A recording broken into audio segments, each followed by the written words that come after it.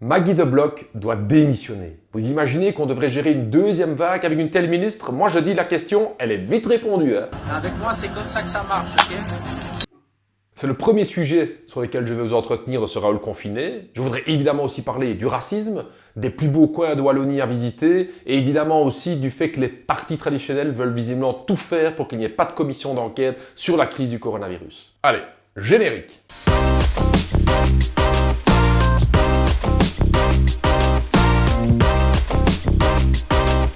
Le PT l'avait déjà révélé. Maggie de Bloch avait fait détruire le stock stratégique de masques. Ces 22 millions de masques, j'ai appris que vous et votre cabinet, vous avez donné votre accord pour les détruire en 2018. Des nouvelles preuves sont accumulées pour démontrer que son cabinet a refusé d'acheter un nouveau stock stratégique. C'est ce qui a été révélé la semaine passée dans la presse du nord du pays. Tout ça pour la bonne et simple raison que renouveler ce stock était, je la cite, trop cher. Trop cher? Vous avez bien entendu? Au même moment que le cabinet de la ministre a pris cette décision, le gouvernement a décidé de dépenser des milliards d'euros à l'achat des F-35 bombardiers des avions de guerre. Pas d'argent pour le personnel soignant, pour la sécurité et pour les soins de santé publique, mais par contre de l'argent pour des avions de guerre. Le PTB demande donc la démission de la ministre de Bloch. Il est temps de débrancher la prise. Elle est responsable du chaos qui a régné ces dernières semaines dans la gestion de cette crise sanitaire. Elle est responsable du fait que le personnel soignant a été envoyé au front du combat sans le matériel suffisant pour se protéger. Elle a en plus, pendant toute cette séquence-là, minimisé les faits. Laat ons de zaken noemen wat ze zijn. Het gaat om een nieuwe, maar een milde griep die zal verder reizen over de aardbol en dan terug een seizoensgriep worden, zoals we nu ook een hebben gehad. Dus laat het ons in perspectief vinden.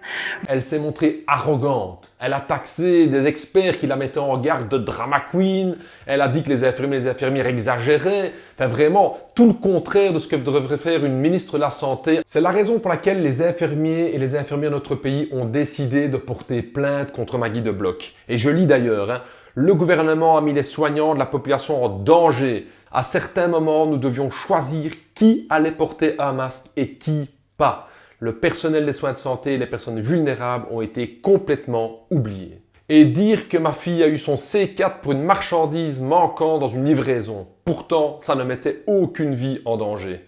Tout à fait. Un ouvrier ferait le quart de la moitié des erreurs de Maggie de Bloch, il aurait déjà été viré sur le champ de son entreprise. C'est elle qui a coupé dans les soins de santé, qui a détruit le stock stratégique, qui a fermé des maternités, qui a réquisitionné le personnel soignant alors que le personnel soignant ne le voulait pas. C'est elle qui a fait la chasse aux malades à longue durée et elle ne serait pas virée. Ces mesures ne sont évidemment pas propres à une seule ministre, c'est la responsabilité de tout le gouvernement. Les experts avaient pourtant mis en garde ce gouvernement sur la nécessité de ce stock stratégique. Je vais vous les lire.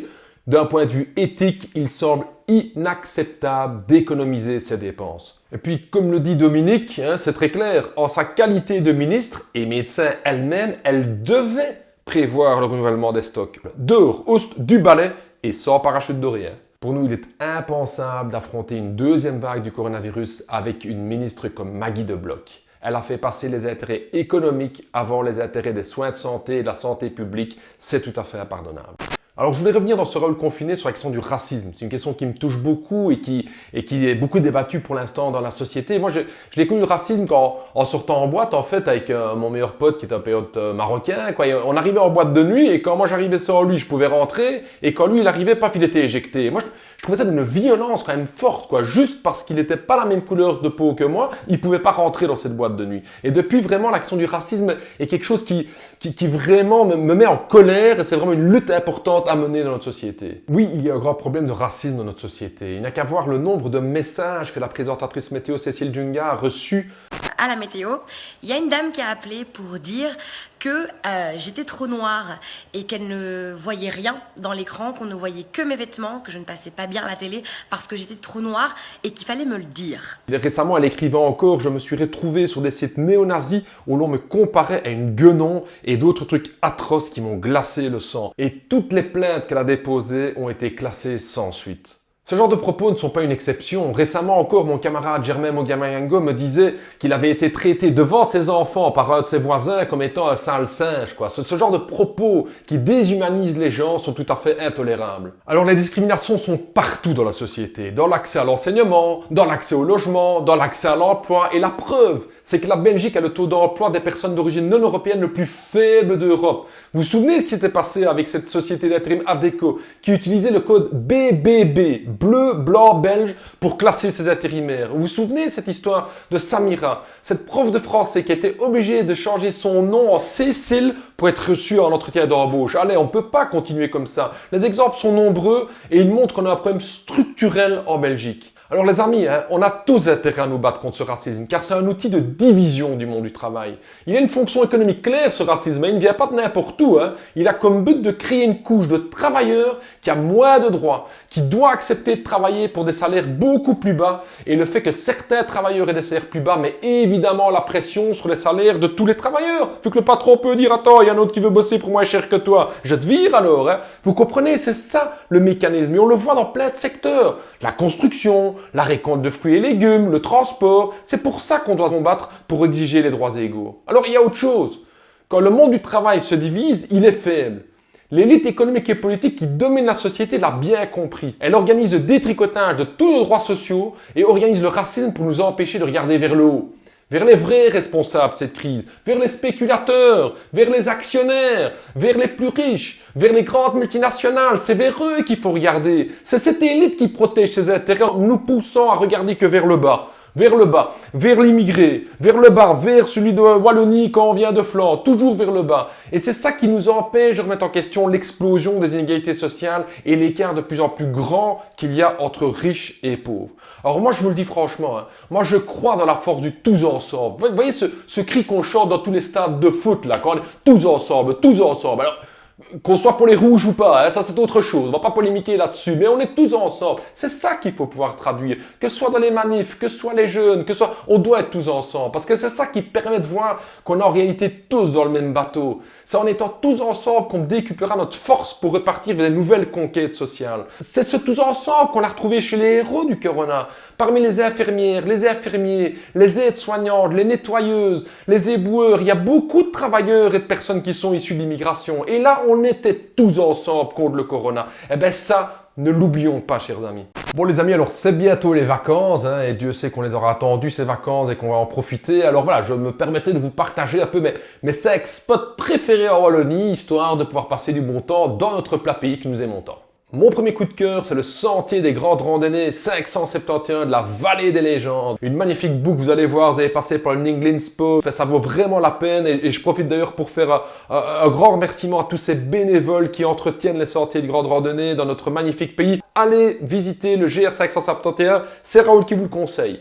Deuxième spot, voilà, la cascade de Caux, un incontournable, quoi. C'est une cascade naturelle qui offre plein d'activités pour les gosses. Il y a moyen de prendre une petite terrasse peinard, franchement, c'est vraiment génial. C'est le deuxième spot à aller visiter. Alors le troisième spot, il y a évidemment Namur et son parcours ludique pour découvrir les 45 sculptures miniatures dispersées dans les rues, sur les corniches, les abris de bus, les bouches d'égout. N'hésitez pas à partir de là en vélo le long des quais de la Meuse vers Dinan. Et évidemment, vous pouvez goûter toujours la coupe de Dinan, mais attention pour les dents. C'est quand même dur. Alors le quatrième spot évidemment, mais c'est aller découvrir la région de Charleroi. Alors je vous dis pas ça parce que ma belle famille vient de Charleroi et que je suis obligé de le dire. Non, c'est vraiment une magnifique région. Il faut aller découvrir son centre-ville, le musée de la photographie. Il faut aller visiter le bois du Cazet à Marcinelle et puis surtout voilà, il faut prendre un verre en terrasse. Enfin, franchement voilà, Charleroi à visiter aussi.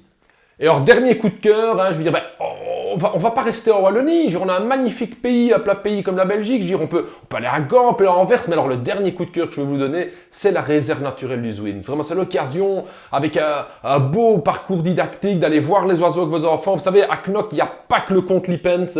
Il y a surtout aussi une très belle réserve naturelle. Donc n'hésitez pas à aller faire un petit coucou là-bas. Vous allez trouver ça génial avec l'ensemble de votre famille. Alors, dernier sujet que je voulais aborder avec vous dans ce Raoul confiné, c'est la situation dans les maisons de repos. Vraiment, la situation y a été très pénible. On a enregistré plus de 6000 décès, dont 2100 décès rien qu'en Wallonie. Il nous paraît urgent de faire la lumière sur tout ce qui s'est passé dans les maisons de repos. Quelles décisions ont été prises? Quel a été leur effet? Est-ce qu'elles ont aggravé la situation? Comment ces décisions ont été prises?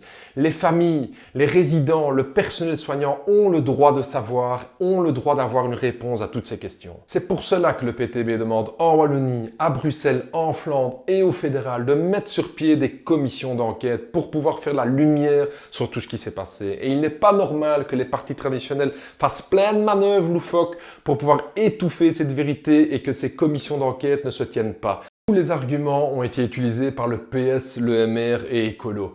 Ça va de « c'est pas le bon timing »,« on doit maintenant se préparer pour la seconde vague »,« c'est pas le bon moment », voilà tout ce qu'on nous a répondu. Mais c'est justement pour se préparer à une seconde vague qu'on doit pouvoir faire toute la lumière afin de ne pas répéter ces erreurs. Alors ils avancent aussi l'argument que les responsabilités se trouvent à d'autres niveaux de pouvoir. Alors évidemment qu'un des problèmes était le fait que nous avions 9 ministres de la Santé et qu'il faudra en tirer toutes les leçons. Mais de là en tirer comme conclusion qu'il n'y a aucune responsabilité au niveau des régions alors qu'elles sont justement compétentes pour gérer les maisons de repos et tout ce qui est la prévention, c'est vraiment tout à fait illogique. Pourquoi il n'y avait pas de protection adéquate dans les maisons de repos alors qu'on avait déjà connu d'autres épidémies auparavant? Pourquoi la région wallonne a refusé par 2 fois une livraison de masques qui lui était livrée par les instances fédérales? Pourquoi les testings dans les maisons de repos ont mis autant de temps à être mis en place? Ce sont des questions auxquelles les ministres dans les régions doivent répondre. Que ce soit Christine Montréal en région wallonne, que ce soit M. Marron au niveau de la région de Bruxelles-Capitale, ils doivent répondre à ces questions.